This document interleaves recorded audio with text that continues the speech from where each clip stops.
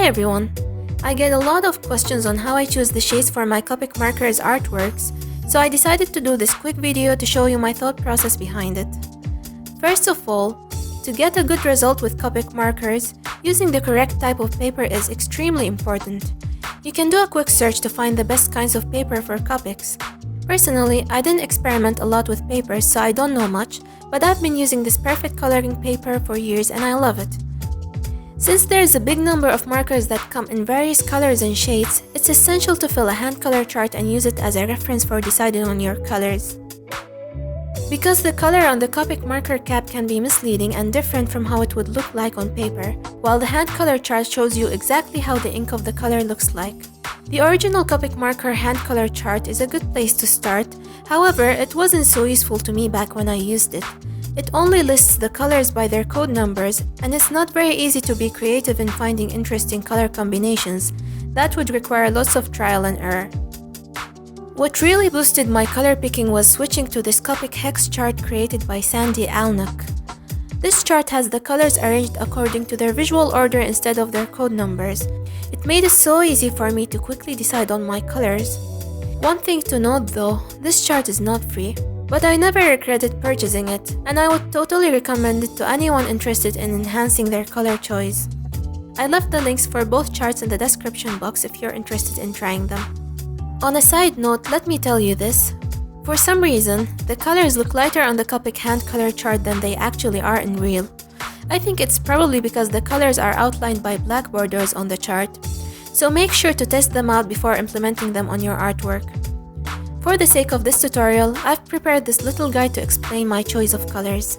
You can find the link to it in the description box as well, if you ever want to refer to it. So, colors can be classified into two types, warm and cool.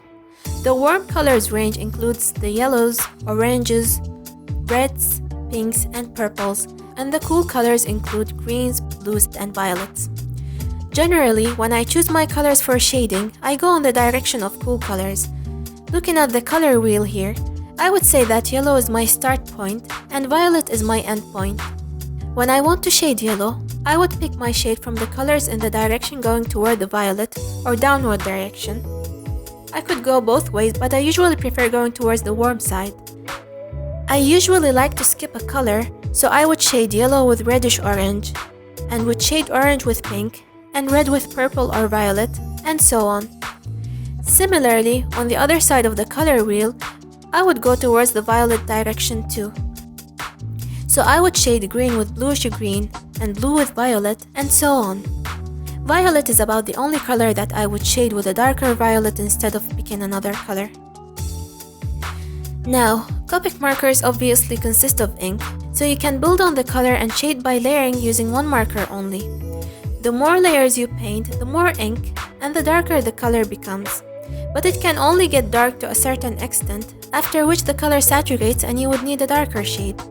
I usually start by layering when shading to prepare the area for the next shading color to easily blend in. I have a full series of tutorials on how I color with Copics.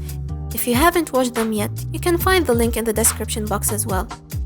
Over here I use the same base color, E000, which is a very light orange color, yet I achieved completely different outcomes due to changing the colors of the shades. This is where we see the importance of referring to the color wheel and the hand color charts I mentioned earlier. If you use the original Copic chart, you'll most likely follow the order towards the darker shade, so you would shade this with E00 and E01. But as you can see, by doing that, the outcome looks very flat and dull.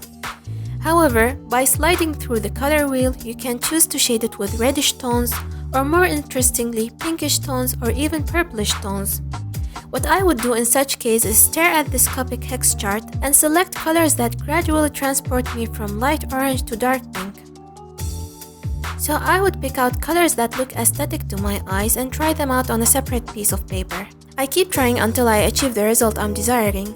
You can do this for any color. For example, if I had a red base like this, I would choose to shade it with violet. So I would eye the hand color chart and search for a purple shade that would help me transition towards violet. As for blacks and whites, using gray shades is boring for me. I like to shade my whites with any light and pale color other than gray. You can pick any light color of your liking, but my general favorites are pale light violet or pale light blue. Of course, I would pick other colors such as light pink depending on the artwork. As for blacks, I almost never use solid black. Most of the time, I use either dark pale violet or dark pale purple.